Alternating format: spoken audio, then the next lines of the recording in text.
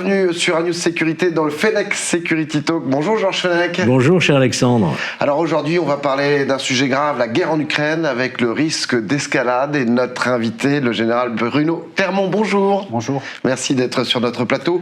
35 années dans l'armée de l'air, pilote de chasse, vous avez commandé de nombreux escadrons, 95 missions de guerre en Afrique et dans les Balkans. Vous êtes ensuite passé à l'état-major militaire interarmé, à la délégation aux affaires stratégiques du ministère de la Défense et à l'état-major militaire international de l'OTAN à Bruxelles. Vous avez été ensuite nommé directeur adjoint des affaires internationales et stratégiques au sein du secrétariat général de la Défense nationale, puis délégué aux relations extérieures de l'armée de l'air et chef d'état-major du commandement du soutien des forces aériennes, puis dirigé la direction de la sécurité aéronautique d'État. Ensuite, vous êtes passé dans le civil comme conseiller du PDG de Dassault Aviation pendant quelques années, puis vous avez créé et vous êtes toujours à l'heure actuelle président de votre société de conseil. Alors c'est un vaste sujet, Georges, qui nous préoccupe tous depuis un certain temps maintenant. Oui. Mon général, merci d'avoir répondu à notre invitation. Et on vous écoute toujours avec beaucoup d'intérêt, notamment lorsque vous intervenez comme spécialiste de ces questions-là sur la chaîne CNews. Vous intervenez régulièrement le matin.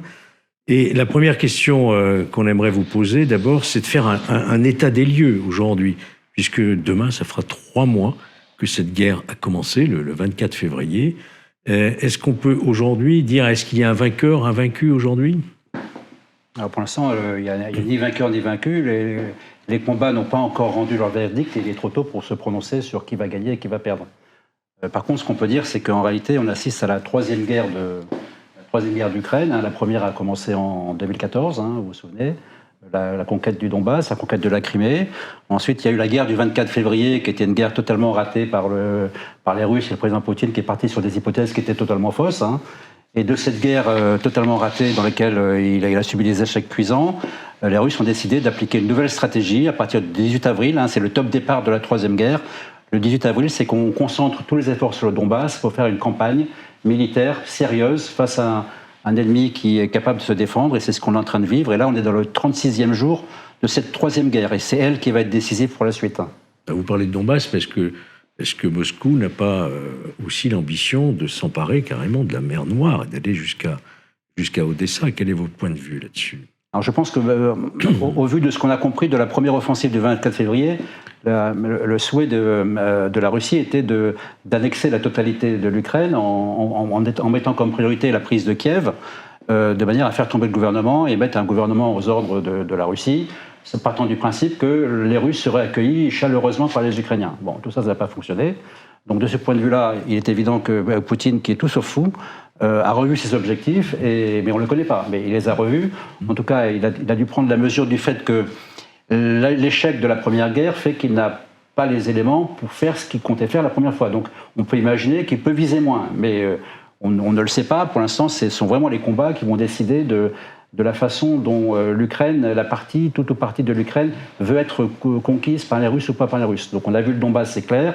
On comprend bien qu'il est intéressé par la continuité territoriale entre le Donbass et la Crimée. Donc la chute de Mariupol lui donne cette possibilité. Il ne faut pas oublier qu'il y a un point important qu'on a bien vu, c'est que autant les Ukrainiens défendaient l'avancée des Russes depuis 2014 à partir du Donbass, autant ils ne s'attendaient absolument pas à ce qu'il y ait une offensive qui parte de la Crimée, donc il n'y avait aucune défense au niveau de la Crimée. C'est pour ça que dès le 24 février, les Russes ont rapidement conquis la ville de Kherson sans aucun combat.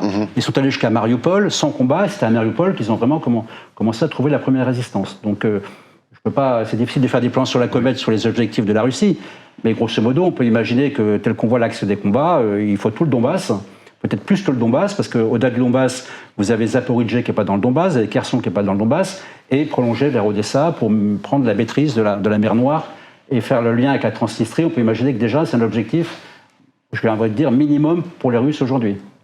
On a tous été surpris de la résistance ukrainienne face à ce qu'on peut considérer comme la deuxième armée du monde, probablement. Mais sans l'effort logistique de soutien, de fourniture d'armes, de moyens, est-ce que les Ukrainiens auraient pu résister de cette façon-là ? Je dis la fourniture par l'OTAN, par les pays européens. Alors d'abord, il faut revenir à ce que vous avez mentionné, la deuxième armée du monde. La deuxième armée du monde, sur le papier, c'est un peu comme l'Irak qui était la cinquième armée du monde.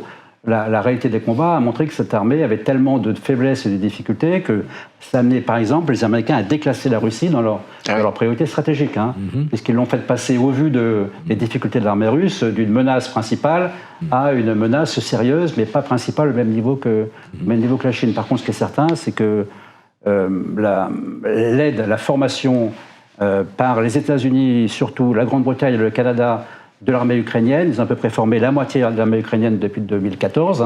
Pendant 8 ans, ils l'ont formée. Ils ont fait d'une armée soviétique une armée occidentale. Même sans la puissance de feu des Russes, cette armée, qui fonctionne tactiquement comme les Occidentaux, qui a un niveau de motivation qui est très très supérieur à celui de la Russie, était capable en quelque sorte de réussir l'impossible. Maintenant, la question, c'est si les Occidentaux n'avaient pas formé l'armée ukrainienne comme on le fait en 2014, il est probable que la Russie aurait eu beaucoup moins de difficultés pour arriver à ses fins. Ce risque d'escalade dont on parle dans le thème, est-ce qu'il est déjà là? Est-ce qu'on est déjà dans une escalade? Et jusqu'où ça peut aller? Alors, je vais peut-être, avant de répondre, donner les 3 grandes particularités de cette guerre, pour comprendre où l'escalade peut se situer. D'abord, c'est une guerre du type Deuxième Guerre mondiale que personne ne connaît, puisqu'il faudrait être un général de 120 ans pour l'avoir vécu et être capable d'analyser les combats. Donc ça, on découvre une nouvelle forme de guerre, qui est une guerre à la fois aérienne, à la fois terrestre, à la fois de l'information, une espèce de mélange de guerre très ancienne et très moderne. Ça, on ne connaissait pas, donc tout le monde apprend de cette guerre-là. Première particularité, une guerre qu'on ne connaissait pas. Deuxième particularité, c'est une guerre qui met en interaction, directe ou indirecte, des puissances nucléaires. Elle met en interaction les 5 puissances nucléaires déclarées. Les 3 occidentales, États-Unis, France et Grande-Bretagne, la Russie, et derrière, on sent l'ombre portée de la Chine qui est présente. Donc la présence de cette dissuasion, de ces armes nucléaires, oblige à la plus grande prudence de la part de tous les belligérants, aussi bien les belligérants occidentaux que les belligérants russes. Et le troisième élément, en fait, c'est une guerre militaire régionale entre la Russie, puissance militaire importante, surtout nucléaire, et l'Ukraine, qui est une petite puissance militaire. Personne ne savait qu'il y avait une armée ukrainienne. Enfin, elle n'était dans aucun classement. Elle a un budget de 5 milliards par an, très faible. Donc cette guerre reste régionale. Par contre, elle a des retentissements économiques mondiaux. On le voit bien, le pétrole, le gaz, le blé. Donc c'est en ça que cette guerre est particulière et donc doit amener à beaucoup de prudence quant à son analyse et aux résultats qui peuvent être l'issue de ces combats. Mais l'escalade, on parle. Alors on va revenir sur l'escalade. Déjà, le voisinage de cette région. Moi, je pense qu'il y a quelque chose qui est très important. La Transnistrie, on parle de la Moldavie. Alors, il peut y avoir une escalade au sein de l'Ukraine. Cette guerre régionale peut toucher l'ensemble de l'Ukraine. Mais c'est une escalade à l'intérieur, elle est maîtrisée, dans la limite de l'Ukraine. Mais il ne faut pas oublier que lorsque les Américains ont annoncé au monde entier que la Russie allait envahir l'Ukraine, ce que personne n'a cru, et même pas les Ukrainiens d'ailleurs, aussitôt, dès que l'offensive russe est intervenue, les États-Unis ont dit « ce n'est pas notre guerre, nous ne faisons pas la guerre avec la Russie, nous ne rentrerons pas en guerre ». Moi, je pense qu'aujourd'hui, la ligne des Américains et des Occidentaux, c'est de ne pas faire la guerre directement avec la Russie. Alors, c'est pas parce qu'on ne fait pas la guerre directement avec la Russie qu'on ne la fait pas indirectement. Bon. Mais par contre, ce qui est certain, c'est que personne ne veut cette escalade. Personne ne veut, ce n'est pas l'intérêt des Russes, de Poutine, que l'OTAN rentre en guerre parce qu'il n'a pas les moyens de gagner une guerre conventionnelle contre l'OTAN, si tant est qu'elle soit possible entre puissances nucléaires. Et ce n'est pas du tout l'intérêt des Occidentaux de faire la guerre sur le sol ukrainien contre la Russie. Donc normalement, tous les éléments rationnels sont maîtrisés pour que cette guerre soit circonscrite au niveau de l'Ukraine et qu'elle ne déborde pas. Alors il y a des cas de débordement possibles. Ces cas de débordement, ils ont été... moi, j'essaie d'écouter ce que les gens disent. Alors, et en particulier, dans cette guerre, les Américains disent beaucoup de choses. Ils disent beaucoup de choses parce qu'ils sont tenus de dire beaucoup de choses, parce qu'il ne faut pas oublier qu'ils sortent d'une défaite en Afghanistan, qui est une des pires défaites de l'armée américaine. Et que aussi bien le président Biden que le président Trump ont été élus sur le thème « plus de guerre pour nos soldats ». Donc ils ne veulent pas faire la guerre directement, ils ne veulent pas de cette escalade. Donc qu'est-ce qu'ils ont pour réguler l'escalade? En fait, ils ont fait une analyse, c'est que les 2 risques d'escalade, ils ont bien identifiés. C'était l'audition de la directrice nationale du renseignement qui a eu lieu une quinzaine de jours devant le Congrès. Elle a dit qu'il y a 2 risques d'escalade, et donc de l'escalade nucléaire. C'est si on oblige la Russie à capituler, et si tout cela provoque un changement de régime en Russie. Donc les Américains connaissent l'équation. Ils savent jusqu'où il ne faut pas qu'ils aillent ou que la guerre aille pour éviter l'escalade.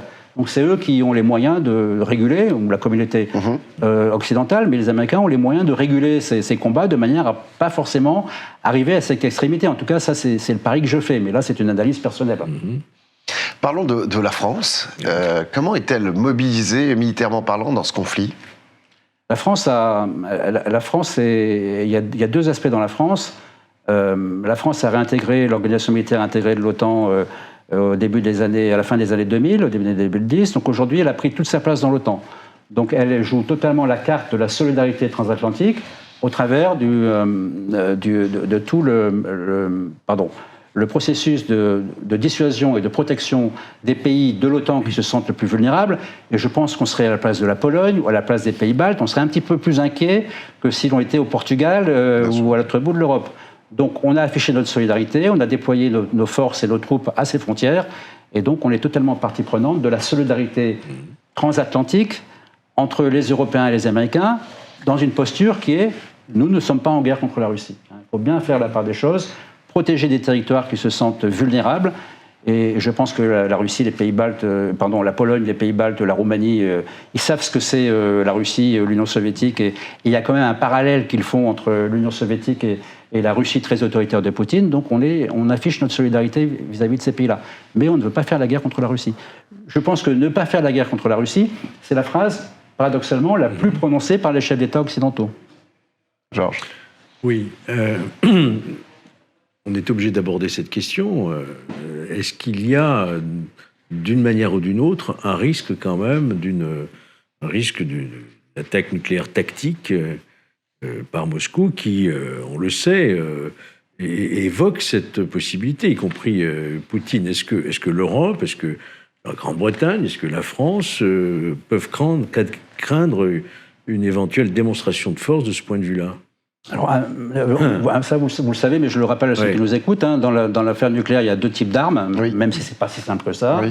Il y a les armes dites tactiques de faible puissance, de puissance faible à moyenne, très faible à moyenne, qui visent à remplacer des armes conventionnelles pour avoir des effets militaires et gagner la bataille sur le terrain.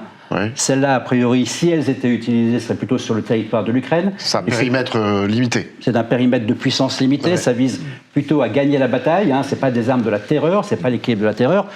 Celle-ci, on peut imaginer que si elle était utilisée, ça serait plutôt sur le territoire ukrainien, mais avec les conséquences du fait que quand c'est nucléaire, il y a des retombées radioactives, et que les retombées radioactives, elles sont pour tout le monde. Donc je veux dire, c'est quand même et le deuxième type d'armes, c'est les armes stratégiques, c'est les armes de la terreur, dont le paradoxe est qu'elles sont hyper puissantes pour ne jamais être utilisées.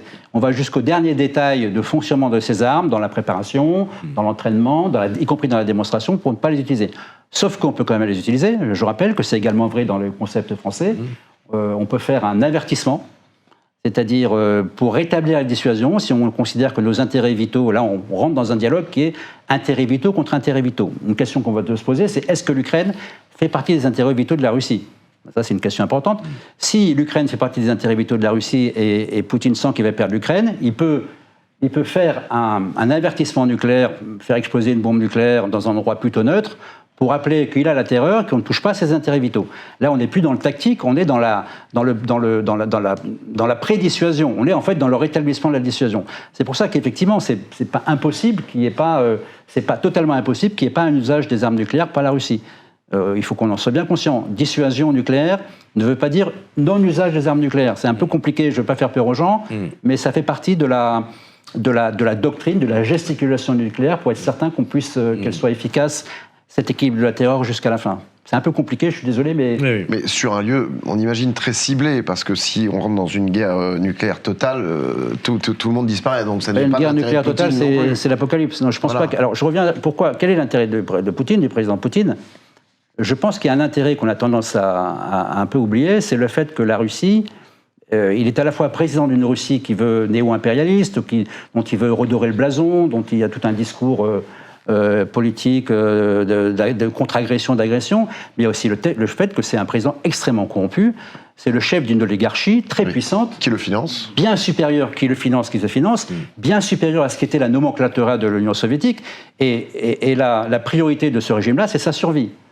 Donc il ne fera pas quelque chose qui puisse mettre en cause la survie du système oligarchique dont le président Poutine est à la tête. Ça, c'est cette dimension politico-mafieuse, je pense qu'elle est importante dans l'approche.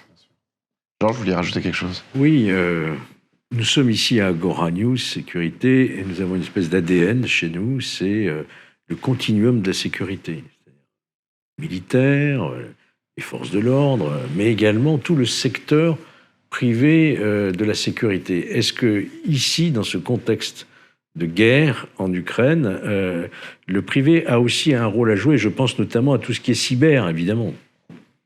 Non, bien sûr, vous savez que les Russes ont théorisé le concept de la guerre hybride, qui est la guerre qui va mélanger ce qu'on appelait autrefois l'agite propre, donc la déstabilisation des régimes en place.